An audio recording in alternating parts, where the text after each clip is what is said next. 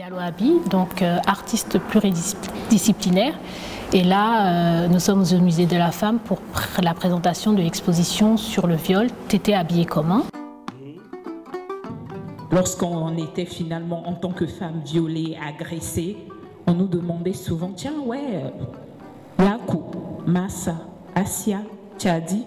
Mais oui, elle a été violée, mais elle était habillée comment? Ça revient tout le temps. Moi, je suis rentrée aux Beaux-Arts de Dakar en 93 et ensuite, 93-97, j'ai ouvert un espace à Médina qui est encore voilà, un espace culturel. Et donc depuis, je suis là, je crée, je travaille beaucoup sur le recyclage parce que bon, voilà, je suis amenée à, je préfère dans mes créations récupérer, transformer et puis transmettre aussi. Donc je travaille beaucoup avec les enfants pour transmettre, voilà, pour leur apprendre ce que j'ai eu, mes acquis. Ça a toujours été mon objectif. C'est Marie-Pierre qui m'a contactée pour faire la scénographie de l'exposition. J'avais déjà eu à faire une expo ici sur les majorettes. Donc là, quand elle m'a recontactée, elle m'a dit que c'était sur le viol. J'étais, au fait, j'étais plus émue, donc j'avais vraiment envie d'exprimer mon ressenti à travers les créations. Parce que cette exposition a déjà eu lieu. Et donc là, c'est la seconde phase, entre guillemets, mais vue différemment. Ça y est, il est ouvert le tribunal populaire, celui des mademoiselles de vous sifflant nos derrières. Non, ça y est, vous avez décidé de lancer la première pierre. Vos jugements, vos mots qui nous mettent plus bas que terre. Oui, vous direz tous que je fais encore ma féministe. Juste parce qu'en fait, je refuse que l'on me minimise, que l'on me juge à la taille de ma jupe et parce qu'elle est courte qu'on me traite de pute. Non, excusez mon make-up et mes lèvres rouges. Mieux, pardonnez si quand je marche, mes fesses bougent. Pour rappel, juste pour rappel, l'habit ne fait pas le moine. Il y a bien des prêtres qui, devant des gosses, soulèvent leur soutane. Alors non, non, je ne m'excuserai pas de me déhancher, même si vous dites que mes hanches sont un danger pour ces pauvres hommes à eux-mêmes livrés qui n'ont d'autre choix que de me harceler.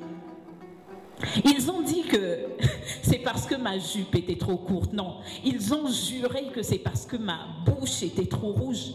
La grosse blague. Bande d'hypocrites en rute. Même si je portais le voile, vous me sifflerez dans la rue. Et puis là, à Langer, oui, à Langer, j'ai entendu mes sœurs, celles-là même qui auraient dû me défendre, que je n'avais pas à marcher comme ça dans la rue et qu'en vrai, c'est par le diable que ces hommes se sont fait corrompre lorsqu'ils ont arraché ma jupe trop courte, lorsqu'ils ont souillé ma bouche trop rouge, lorsqu'ils ont touché tour à tour mon corps bafoué, lorsqu'ils ont violé ma sacro-sainte intimité. Oui, mais le tribunal populaire a encore tranché. Et il paraît que c'est encore à moi de m'excuser parce qu'en fait, oui, ma jupe était trop courte. Parce qu'en fait, ma bouche était trop rouge. En vrai, si jamais j'ai été violée, tous ici, peut-être vous me regarderez et chacun dirait « Oui, Samantha, mais en fait, t'es sûre que ta jupe n'était pas trop courte ? Attends, Samantha, t'es sûre que ta bouche n'était pas trop rouge ? » Non, malheureusement. Comment était habillée la victime? C'est même pas une question d'habillement, quoi. On peut être habillé, les différents exemples, on peut être voilé malheureusement et être agressé, on peut porter un uniforme et être aussi agressé. Et moi j'ai vraiment joué sur les silhouettes, justement des silhouettes qui ne sont même pas habillées, pour justement pallier à ça. L'habit, t'étais habillé comment, la personne, toutes les silhouettes ne sont pas habillées, c'est vraiment le mouvement la victime et le prédateur. C'est comme ça que j'interprète au fait les silhouettes que vous voyez. Au fait, le choix des habits, c'était plus, c'est en attrait avec le témoignage des femmes, donc ce qu'elles portaient le jour de cette agression-là. Donc moi, j'ai vraiment récupéré les tenues et je les ai travaillées à ma manière. J'ai juste rajouté le voile, le tissu rouge et le tissu noir, qui représentent pour moi, la couleur rouge, c'est plus la tristesse, la violence, le sang, et le noir, c'est la pénombre, la personne qui se cache derrière un rideau pour faire justement ces mauvaises choses. Donc c'est vraiment un lien entre le tissu, la silhouette, les tenues. Et il y a tout un lien avec tout ça, quoi. Tout est lié, tout est lié. Donc, mais voilà, une histoire. Chaque mur, chaque pan de mur a au fait une histoire que je raconte à travers les témoignages, les différents témoignages. Je pense qu'ici, encore plus en Afrique, la voix de la femme n'est pas du tout respectée. En métropole, c'est un petit peu plus parce que les femmes peuvent aller se plaindre, peuvent aller au commissariat, poser des mains courantes, dénoncer ce qu'elles ont subi. Ici, je pense que le poids de la société patriarcale et le poids de la religion est tellement fort que les femmes, elles ont beaucoup de mal à aller dénoncer les choses. Donc elles gardent beaucoup de choses en elles. Et je pense que ce genre d'exposition, ce genre d'actes peuvent libérer justement la parole de la femme et elles peuvent se dire que ce n'est pas de leur faute. Parce que c'est vrai qu'on est vite accusé du fait d'être une femme, d'avoir des courbes féminines, d'être sensuelle. Tout de suite, c'est à cause de nous, si on s'est fait violer, c'est à cause de la façon dont on marche, c'est à cause de la façon dont on est habillé. Donc je pense qu'il faut justement pouvoir donner cette liberté de parole aux femmes. Aujourd'hui, en 2023, il faut vraiment ne pas hésiter, parler.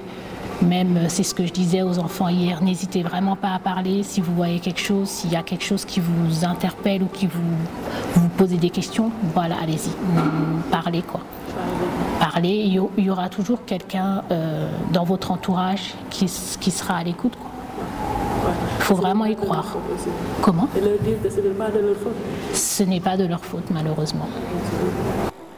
J'ai lu quelque part que si les femmes baissaient les bras, le monde s'écroulerait. J'ai aussi entendu que si elles élevaient la voix, le monde l'entendrait. Tu l'appelais tonton. C'était un grand dans le quartier. Tu lui faisais confiance et c'était parfois même ton allié. Il connaissait tes peurs et même certains de tes secrets, c'était quelqu'un de bien. Enfin, c'est ce que tu te disais. Mais alors que tu ne t'y attendais pas, il t'a plaqué au sol, t'a entrouvert les jambes et t'a pénétré de force. Tu as crié, je sais que tu as hurlé pour qu'il te lâche, mais lui, il gémissait et te prenait avec hargne. Non, je ne veux pas te rappeler ce calvaire que tu as enduré. Le souvenir de ce soir n'a pas quitté tes pensées. Et même si aujourd'hui tu n'en parles pas, tu n'as pas fini de pleurer, pourtant tu te tais, oui. Tu te tais, tu refuses cette étiquette de fille violée. Mais tu sais, j'ai lu quelque part que si les femmes baissaient les bras, le monde s'écroulerait. Et j'ai surtout entendu que si elles élevaient la voix, le monde l'entendrait.